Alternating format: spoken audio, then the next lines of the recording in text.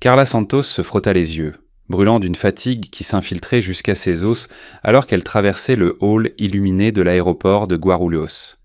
Une garde de 16 heures aux soins intensifs l'avait vidée de toute son énergie. 2 cafés froids et un sandwich avalé à la hâte n'avaient pas suffi à la maintenir alerte. Le crissement de ses baskets usées résonnait sur le sol poli, un rythme de pur épuisement. Chaque panneau était un flou, chaque voix un bourdonnement lointain. Son corps hurlait pour du repos, mais l'horloge était un rappel constant et urgent. Un message clignota sur l'écran de son téléphone. « Mariana, où es-tu » L'appel à l'embarquement avait déjà été annoncé. Avec des doigts tremblants, Carla répondit « J'arrive ». C'était un mensonge. Elle n'avait aucune idée de l'endroit où elle se trouvait. Les lettres sur les panneaux dansaient pensément devant ses yeux comme les pièces d'un puzzle impossible. Son cœur battait la chamade contre ses côtes. 2 jours de sommeil fragmenté, combinés au poids écrasant de ses responsabilités, transformaient chaque tâche simple en un labyrinthe. Depuis la perte de ses parents, 3 ans plus tôt, sa vie était devenue un cycle incessant de factures, de garde et de soins pour son jeune frère. À 19 ans, Raphaël dépendait d'elle pour tout. Elle était son infirmière, sa sœur, sa mère de substitution et son gagne-pain. À 28 ans, elle en paraissait 50. Ce voyage à Florianópolis avec son amie était censé être sa première vraie pause depuis des années. Mais comme toujours, il semblait qu'elle n'arrivait même pas à prendre des vacances correctement. Tournant un coin à la hâte, elle aperçut un petit groupe élégamment vêtu devant une entrée discrète. Un panneau indiquait « Terminal d'aviation d'affaires ». Dans son état second, elle ne se posa pas de questions. « Ce doit être ici », pensa-t-elle en accélérant le pas. Une employée en uniforme impeccable lui offrit un sourire professionnel. « Mademoiselle Silva, nous vous attendions. » Carla cligna des yeux, confuse. « Silva ?» Elle était trop fatiguée pour corriger l'erreur. Elle hocha simplement la tête, convaincue que son retard lui faisait manquer des détails. Une hôtesse de l'air lui indiqua le chemin d'un geste assuré. Un autre employé apparut, vérifiant discrètement une tablette. « Monsieur Alzar est déjà à bord et attend. Nous pouvons procéder. » Carla déglutit difficilement. Le nom semblait étranger, mais son esprit, embrumé par la précipitation, n'enregistra rien. Un couloir tapissé sentait le cuir neuf, et l'éclairage froid lui donna l'impression d'entrer dans un autre univers. Avant qu'elle ne puisse formuler une protestation, elle fut guidée sur une rampe élégante et dans la cabine d'un jet privé. Elle resta bouche bée. Des sièges en cuir crème, des panneaux en bois poli, un petit espace avec un bar bien approvisionné. Rien de tout cela ne ressemblait au vol économique pour lequel elle avait fait des sacrifices. Un homme était assis dos à elle, regardant par le hublot. Quand la porte se scella avec un sifflement hydraulique, il se retourna. Son esprit peina à traiter l'information. Il avait la trentaine, avec un visage d'une beauté presque irréelle. Ses vêtements étaient censés clairement faits sur mesure, mais rien ne la frappa autant que ses yeux. Ils étaient crânes sombres et pénétrants, contenant un mélange de douleur et de clarté. C'était comme être aspiré dans une histoire qui n'était pas la sienne. « Vous n'êtes pas Isabella Silva ?» dit-il, sa voix profonde et basse comme s'il la connaissait depuis des années. Ce n'était pas une question, c'était une affirmation. Carla serra son téléphone contre sa poitrine comme une bouée de sauvetage. « Non, je suis Carla. Carla Santos. Je crois que je suis dans le mauvais avion. » Pendant un instant, son expression s'adoucit, esquissant presque un sourire. Il semble que oui. Les moteurs vrombirent, envoyant une vibration à travers le sol sous ses pieds. La panique lui noua la gorge. « Je dois descendre maintenant. Mon vol est parti pour Florianópolis avec mon amie Mariana. » Il montra le hublot du doigt. « L'équipe au sol s'est déjà retirée. La rampe est partie. J'ai bien peur qu'il soit trop tard. Nous avons été autorisés à décoller. » Sa voix était calme, presque irritante. « Je suis Khalil Alzar, au fait. » Le nom résonna comme un coup de tonnerre. Carla s'affaissa dans un siège, les jambes tremblantes. « Où va cet avion ?» Khalil croisa les bras, l'observant avec une curiosité presque clinique. « Dubaï. »« Dubaï ? Comme aux Émirats arabes unis ?»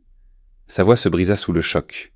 Il hocha la tête. « Précisément. » Le monde se mit à tourner. Son cœur battait si vite qu'elle crut qu'il allait s'arrêter. « Je n'ai même pas de passeport valide, » protesta-t-elle, mais elle se souvint alors de son sac à dos. Elle avait gardé le document pendant des années, pratiquement intact depuis un voyage universitaire en Uruguay. Ce n'était pas un mensonge complet, après tout. Khalil se pencha légèrement en avant, l'étudiant. « L'équipage a supposé que vous étiez ma compagne. Isabella Silva est un mannequin. » Il fit une pause significative. « Il semble que ses plans aient changé. » Elle passa ses mains dans ses cheveux en désordre, essayant de forcer son cerveau à se réveiller de ce cauchemar. Elle était dans un jet privé en route vers un autre continent, à côté d'un homme qui semblait sorti de la couverture d'un magazine de luxe. Comment cela pouvait-il arriver ? Khalil lui offrit un verre d'eau en cristal qui sembla apparaître dans sa main par magie. Je m'adallais à respirer. Elle le but d'une traite. Ses mains tremblèrent, mais la respiration était le moindre de ses soucis. Monsieur Alzar, commença-t-elle formellement, mais il leva une main. Khalil, s'il vous plaît. Khalil, je ne peux pas aller à Dubaï. J'ai une garde tôt lundi matin. J'ai un frère. J'ai des factures. Les mots sortirent en un flot désespéré. Quelque chose dans son expression changea. Quand elle parla de ses devoirs, un muscle de sa mâchoire tressaillit, comme si elle avait touché une blessure invisible. Il se pencha en arrière dans le siège en cuir, son regard moins analytique et plus humain. « Que faites-vous dans la vie, son Carla Santos ?» Elle leva ses mains encore humides de l'eau. Les faibles empreintes des gants d'hôpital étaient non visibles. « Je suis infirmière, en soins intensifs, à l'hôpital municipal de Santos. Et ce frère ?» Il semblait sincèrement intéressé. « Raphaël, il a 19 ans. Nous ne sommes plus que tous les deux depuis l'accident qui a emporté mes parents. » Sa voix trembla. Le deuil était encore vif. « C'est tout ce que j'ai. » Pourquoi racontait-elle cela à un parfait inconnu ? Peut-être était-ce la fatigue, ou peut-être la façon dont il écoutait, comme si chaque mot avait du poids. L'avion accéléra, s'élevant dans le ciel. San Paolo rapetissa en dessous, devenant un échiquier lointain. Khalil prit une profonde inspiration. « Je comprends la responsabilité plus que vous ne pourriez le penser. » Son ton portait les strates d'une douleur qu'elle reconnut instantanément. Pendant un instant, un silence absolu emplit la cabine, le bourdonnement des moteurs servant de toile de fond à une connexion inattendue. « Écoutez, » reprit Khalil, « nous ne pouvons pas faire demi-tour maintenant. Quand nous arriverons à Dubaï, je pourrai organiser votre retour sur le premier vol disponible. » Carla cligna des yeux, surprise. « Vous feriez vraiment ça ? » « Bien sûr, ce n'est pas votre faute. » Un demi-sourire apparut. Bien que, j'avoue, je suis curieux de savoir comment vous avez réussi à passer la sécurité d'un terminal dont l'entretien coûte des millions. » Ses joues brûlèrent de honte. « J'étais si fatigué. J'ai vu le groupe entrer. Quelqu'un a dit « Mademoiselle Silva » et j'ai juste laissé faire. » Il eut un petit rire, secouant la tête. « Donc vous venez de contourner les protocoles de sécurité internationaux parce que vous aviez besoin de sommeil. » La tension qui les avait enveloppés se dissipa momentanément. Carla se mit à rire aussi. Un rire court, fatigué, mais sincère. C'était la première bouffée d'air frais qu'elle prenait depuis son entrée dans l'aéroport. L'hôtesse de l'air réapparut avec un plateau en argent. L'arôme fit gargouiller bruyamment l'estomac de Carla. Khalil le remarqua et lui fit signe de se servir. Carla prit un sandwich exquis. « Je n'ai pas mangé un repas décent depuis près de 20 heures, » admit-elle sans réfléchir. Il la regarda avec une curiosité sincère, comme si chaque détail la concernant était nouveau et fascinant. « Parlez-moi davantage de l'hôpital. » Et sans comprendre comment, Carla se retrouva à lui parler des gardes de nuit, de la sauvegarde de patients contre toute attente et de la perte d'autres malgré tous ses efforts, des factures à la maison et du travail pour payer les études de Raphaël. Les mots coulaient, et il écoutait sans interruption. Quand elle lui parla d'un patient qui avait survécu contre tous les pronostics, elle vit une lueur d'admiration dans ses yeux. Khalil partagea également des fragments de sa vie. Sa société de technologie, les voyages sans fin, et une personne nommée Leila, une partenaire et meilleure amie décédée dans un tragique accident. « C'est donc pour ça que vous allez à Dubaï, » s'aventura-t-elle, « pour fuir les souvenirs. » Il parut surpris par sa perspicacité. « Peut-être.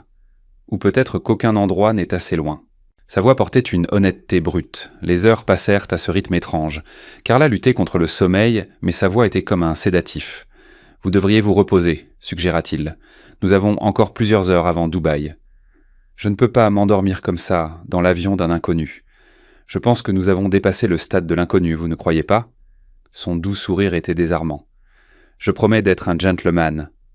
Contre toute logique, elle le crut. Elle s'adossa et ferma les yeux.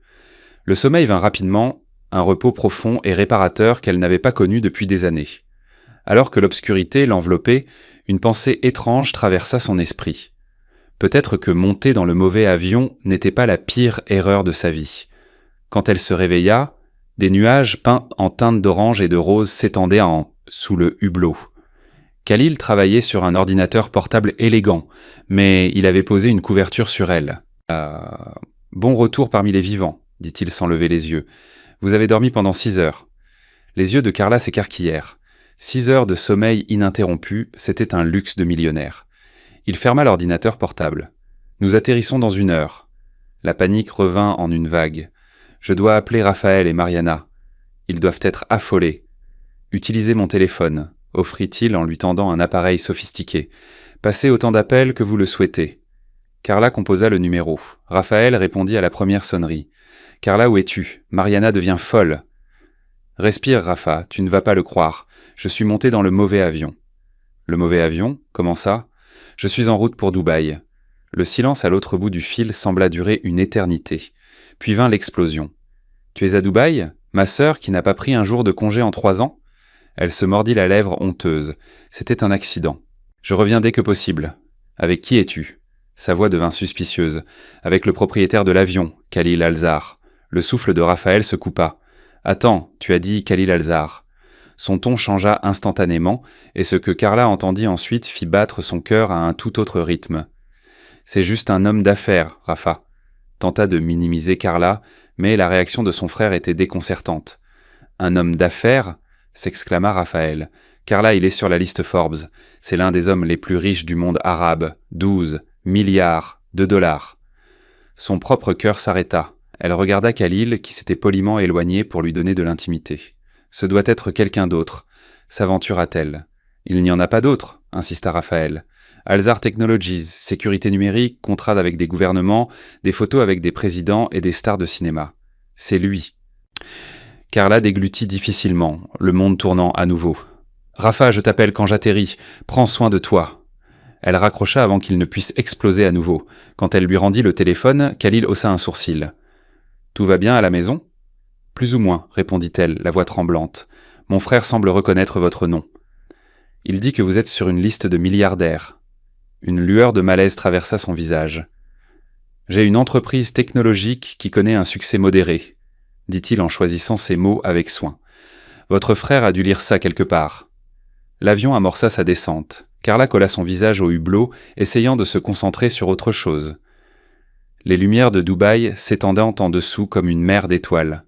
« C'est éblouissant, » murmura-t-elle émerveillée. « En effet, » répondit Khalil, mais il ne regardait pas la ville. Il la regardait, elle. L'avion atterrit en douceur. En quelques minutes, Carla traversait un terminal privé.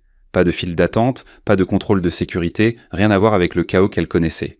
Une berline noire attendait-les sur le tarmac. Le chauffeur salua Khalil avec révérence. « À l'hôtel, monsieur Alzar ?»« Oui, Ahmed. » Il se tourna ensuite vers Carla. « À moins que vous ne préfériez retourner directement à l'aéroport pour rentrer au Brésil. » Elle hésita.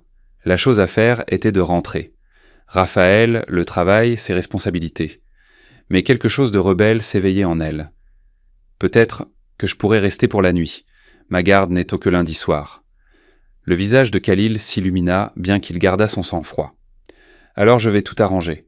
Je vous promets confort et indépendance. À l'hôtel, Carla en eut le souffle coupé. Marbre, lustres en cristal, portes dorées. On la conduisit à une suite qui semblait plus grande que son appartement entier, avec vue sur le golfe et une baignoire qui aurait pu contenir une petite piscine. « Tout est à votre convenance ?» demanda le directeur. Carla ne put qu'acquiescer, sans voix. Des heures plus tard, son téléphone vibra. Un message élégant de Khalil. « Petit déjeuner à 9 heures sur la terrasse. La vue est spectaculaire. Ensuite, nous réglerons votre vol. » Elle tapa une réponse. « D'accord, mais je dois rentrer demain. » La réponse fut immédiate. « Nous trouverons une solution ensemble. Bonne nuit, mon Carla. » Le lendemain matin, un soleil doré filtrait à travers les rideaux. Carla se réveilla après 10 heures d'un sommeil profond et ininterrompu. Elle rit toute seule. Elle se sentait dans un autre corps. À 9 heures, on frappa à la porte et un employé d'hôtel apporta plusieurs sacs de shopping discrets. À l'intérieur, de nouveaux vêtements, tous à sa taille exacte. Des jeans, des robes légères et même des chaussures.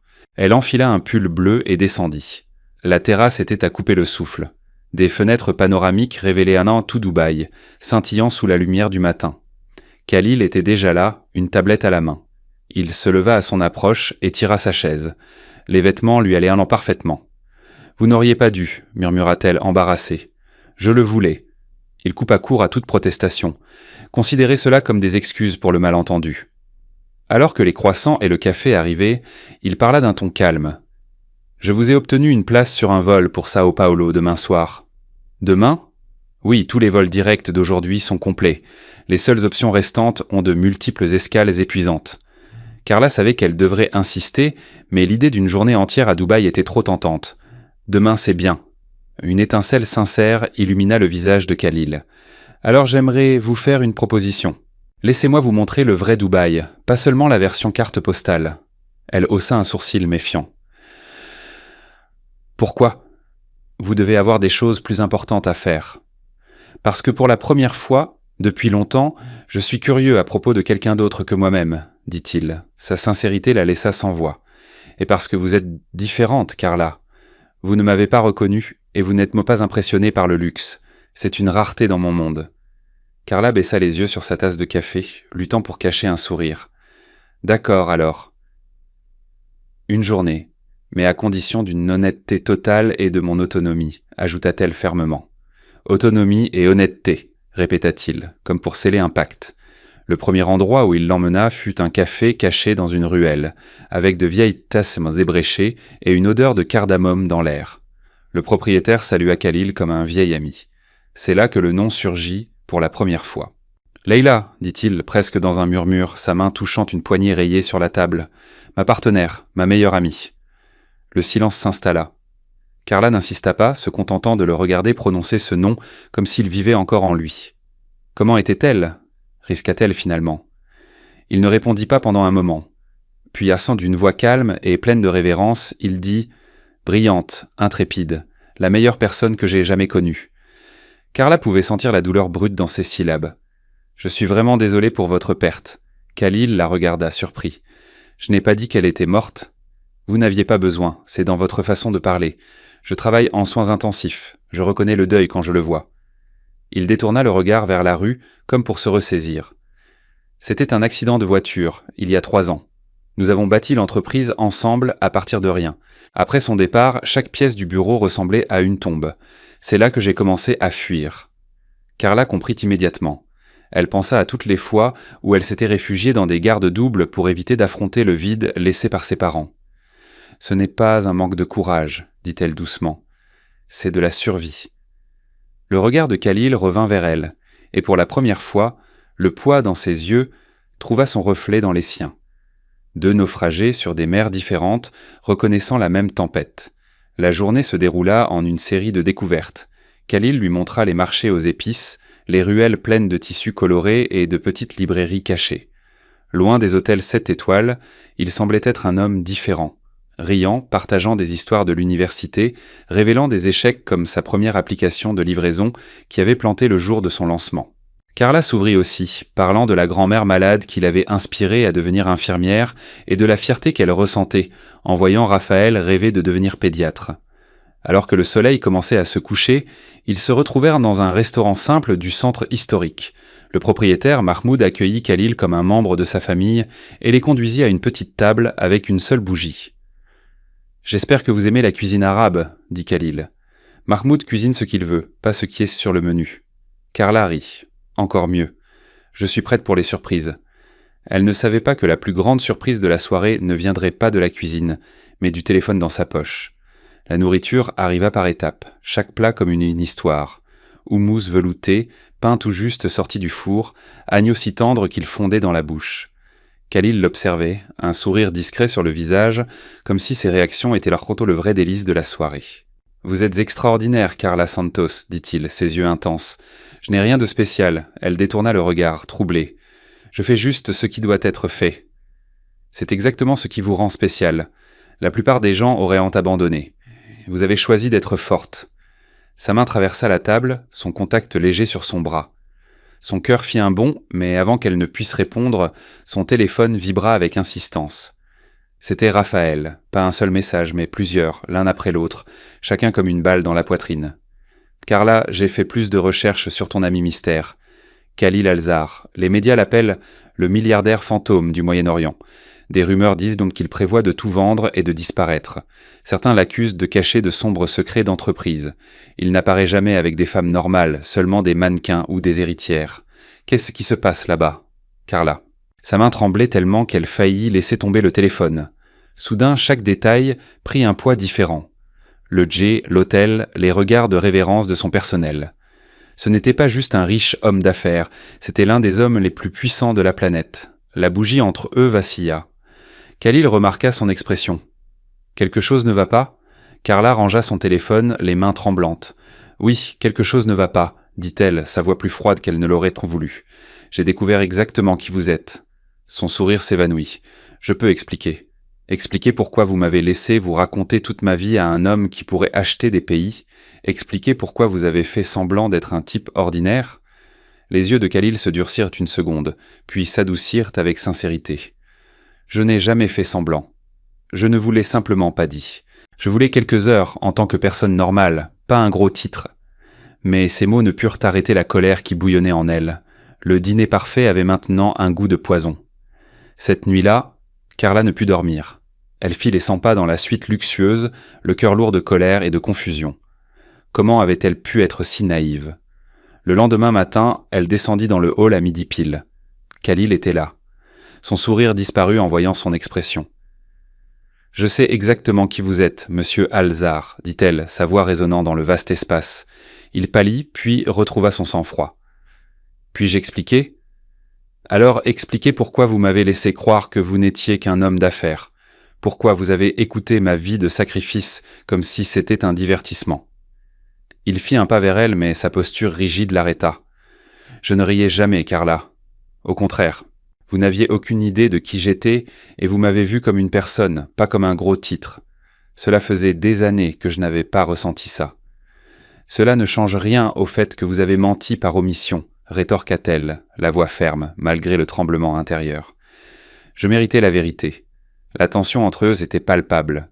Vous avez raison, dit Khalil en prenant une profonde inspiration. J'aurais dû vous le dire, mais je voulais juste quelques heures pour être Khalil, pas le milliardaire de Dubaï.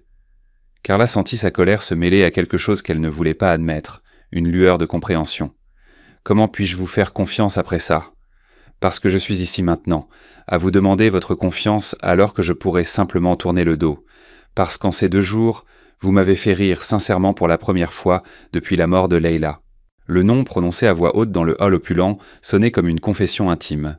Carla déglutit difficilement, les larmes lui montant aux yeux malgré elle.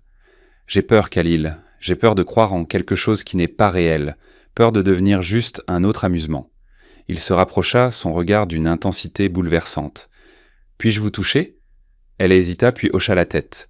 Ses mains lui prirent des vents, le visage avec une tendresse qui désarma ses défenses. « Carla Santos, vous n'êtes pas un amusement. Vous êtes la première personne qui m'ait donné envie d'un avenir depuis très longtemps. » Avant qu'elle ne puisse répondre, ses lèvres rencontrèrent les siennes. Le monde autour d'eux disparut. Il n'y avait pas de témoins, seulement 2 âmes, dépouillées de leurs masques. Quand le baiser prit fin, elle appuya son front contre sa poitrine, essayant de reprendre son souffle. Lorsqu'elle recula, ses yeux étaient pentumides mais déterminés. « Et maintenant ?» demanda-t-elle doucement. « Maintenant, dit Khalil, comme s'il avait répété la réponse toute sa vie.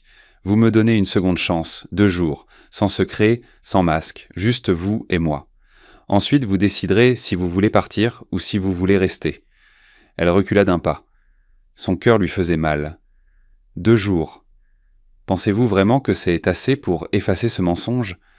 Pas pour l'effacer, corrigea-t-il doucement. Pour vous montrer qui je suis vraiment. Elle se sentit déchirée. D'un côté, l'infirmière qui vivait de responsabilité et de routine. De l'autre, une femme qui n'avait même jamais eu le luxe de croire en quelque chose d'inattendu. Elle soupira, cédant. 2 jours. Mais à une condition, une honnêteté totale. Honnêteté totale, acquiesça Khalil sans hésiter. Puis il ajouta, la voix légèrement brisée. Et une autre vérité, en ce moment je suis en train de tomber complètement amoureux de vous, Carla Santos. Les mots la frappèrent comme un choc électrique. Un sourire timide mais sincère se dessina sur ses lèvres. Vous êtes exaspérant. Il prit sa main et la baisa. Alors nous avons un accord. 2 jours pour voir si un conte de fées peut naître d'une erreur à une porte d'embarquement. Ils sortirent en dehors main dans la main. Le soleil de Dubaï les accueillit dans une explosion dorée. se reflétant sur les gratte-ciel, comme si la ville entière était une scène pour leur improbable décision. Carla sentit comme si elle franchissait une ligne invisible. Derrière elle, la vie qu'elle connaissait. Devant, 2 jours qui pourraient tout changer. Ils passèrent dans ces 2 jours à explorer des expériences que Carla n'aurait jamais imaginées.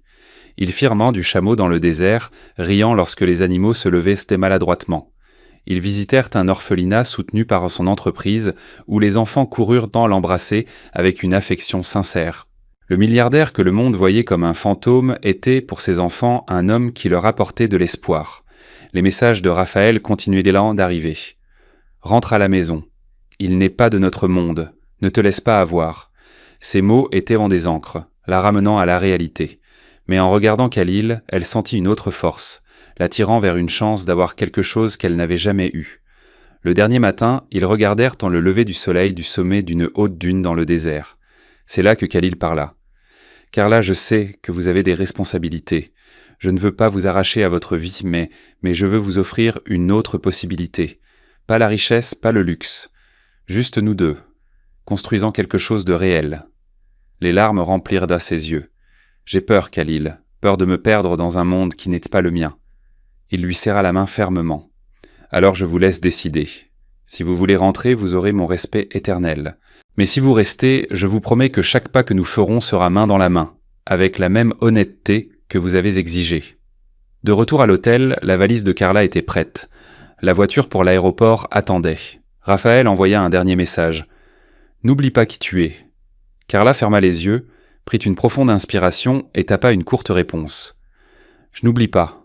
Je choisis. » Elle descendit et trouva Khalil, attendant silencieusement dans le hall. Elle s'arrêta devant lui, le cœur battant à tout rompre. « Les 2 jours sont passés, » dit-elle fermement. « Et la vérité, c'est que... j'en veux plus. Je ne sais pas où cela mènera, mais je veux le découvrir. » Le visage de Khalil s'illumina comme jamais auparavant. Il lui prit les mains et à cet instant la différence entre leur monde cessa d'importer. Ils n'étaient en tant qu'un homme et une femme choisissant de croire.